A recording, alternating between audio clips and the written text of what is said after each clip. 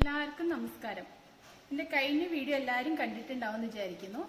ഇന്ന് ഇവിടെ ഉണ്ടാക്കാൻ പോകുന്നത് എന്താണെന്നറിയോ? ഉള്ളി തീയല. അപ്പം നമുക്കത് എങ്ങനെയാണ് ഉണ്ടാക്കുന്നതെന്ന് നോക്കാം. അതിനു മുമ്പ് എല്ലാവരും എന്നെ ഒന്ന് സപ്പോർട്ട് ചെയ്യണം. ആ താഴെയുള്ള സബ്സ്ക്രൈബ് ബട്ടൺ ഒന്ന് ക്ലിക്ക് ചെയ്യണേ. ചെയ്തോ? എല്ലാവരും ചെയ്തോ? എന്നാൽ ശരി, നമുക്ക് വീഡിയോയിലേക്ക് പോവാം. ഇതിന് 2 സവാള, ഒരല്പം കറിവേപ്പില, ഒരു ചെറിയ ഉരുള പുളി, 4-5 വറ്റൽമുളക്, ഒരു ചെറിയ സ്പൂൺ ഉഴുന്ന്, കടലപ്പരിപ്പ്, മല്ലി, തേങ്ങ ചിരകിയത്, തേങ്ങ ചെറുതായിട്ട് അരിഞ്ഞത്, ഉള്ളിയപ്പം ഞാൻ കട്ട് ചെറിയ പീസാക്കിയിട്ടുണ്ട്. പുളിയും വെള്ളത്തിലിട്ട് വെച്ചിട്ടുണ്ട്.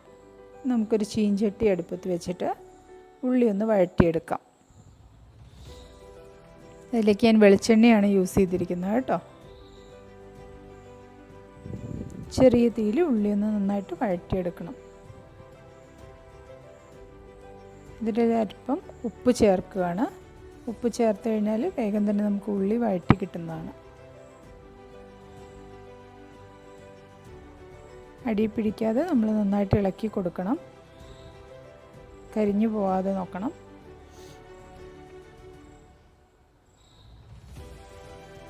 ഏകദേശം ആയി തുടങ്ങി. അതിലേക്ക് നമുക്ക് 1 സ്പൂൺ മഞ്ഞൾപ്പൊടി ചേർക്കാം.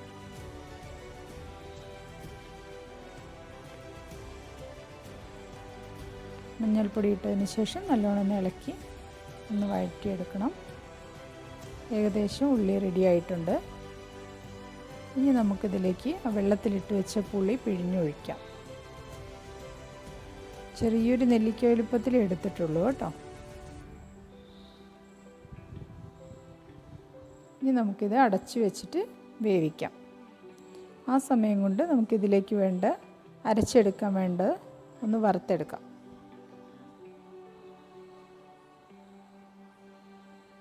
അതിനായി ഞാൻ ചീഞ്ചട്ടി വെച്ച് അല്പം വെളിച്ചെണ്ണ ഒഴിച്ചിട്ടുണ്ട്.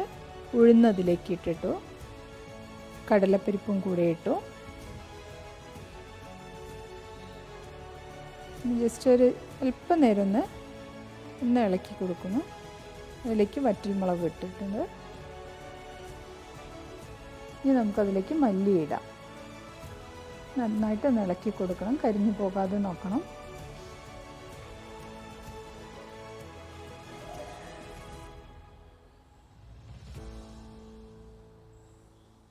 ഒരല്പം കറിവേപ്പില എല്ലാം കൂടി ഇട്ടിട്ട് നമുക്കിതൊന്ന് വറുത്തെടുക്കാം. ഏകദേശമായി തുടങ്ങിയിട്ടുണ്ട്.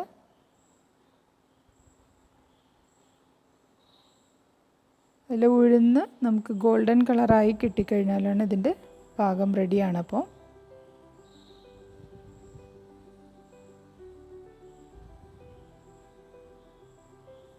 നമ്മളത് വേറെ പ്ലേറ്റിലേക്ക് മാറ്റി വെച്ചു. ഇനി നമുക്ക് നാളികേരം ഒന്ന് ചൂടാക്കിയെടുക്കാം.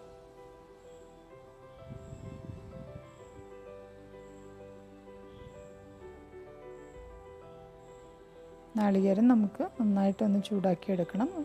കരിഞ്ഞു പോകരുത്. നന്നായിട്ടൊന്ന് വറുത്തെടുക്കണം.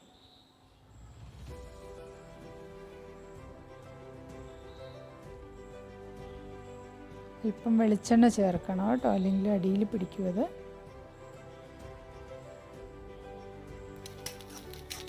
ഇവിടെ നാളികേരം നമ്മളൊരു അരമുറിയുടെ ഒരു പകുതി എടുത്തിട്ടുള്ളൂ. അരമുറി ഫുൾ എടുത്തില്ല കേട്ടോ. ഏകദേശമായി തുടങ്ങിയിട്ടുണ്ട് നാളികേരം. ഇനി നമുക്കിതെല്ലാം ചേർത്തിട്ടൊന്ന് അരച്ചെടുക്കാം. നന്നായിട്ട് അരച്ചെടുത്തു. ഉള്ളി ഏകദേശം വേവ് റെഡി ആയിട്ടുണ്ട്. അതിലേക്ക് നമ്മളിത് ചേർത്ത് കൊടുക്കുകയാണ്. എളുപ്പം ഉണ്ടാക്കാവുന്ന ഒരു കറിയാണ്. എല്ലാവർക്കും ഇഷ്ടമാവുകയും ചെയ്യും.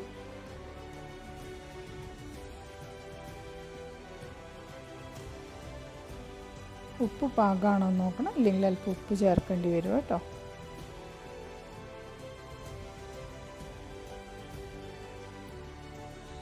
അപ്പോൾ നമ്മുടെ കറി തിളച്ച് വന്നു.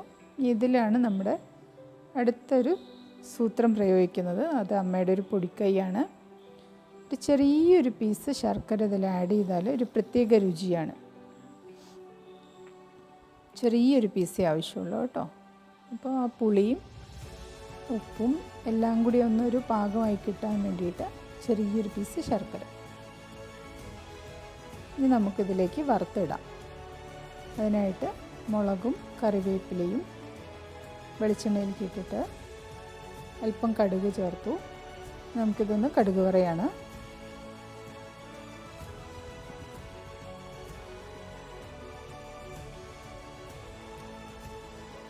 കടുക് ഏകദേശം പൊട്ടി തുടങ്ങിയിട്ടുണ്ട്. ഇനി അതിലേക്ക് നമ്മൾ അരിഞ്ഞു വെച്ച് നാളികേരം ചേർക്കാം.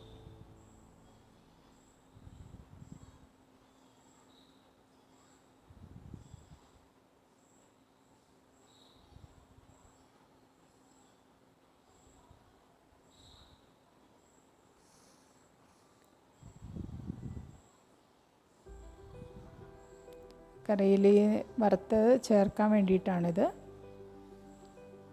എല്ലാം കൂടി നല്ല നല്ല രുചിയാണ് നമുക്ക്. നാളികേരം റെഡിയായി, ബ്രൗൺ കളറായിട്ടുണ്ട്. ഇനി നമുക്കിത് കറിയിലേക്ക് ആഡ് ചെയ്യാം.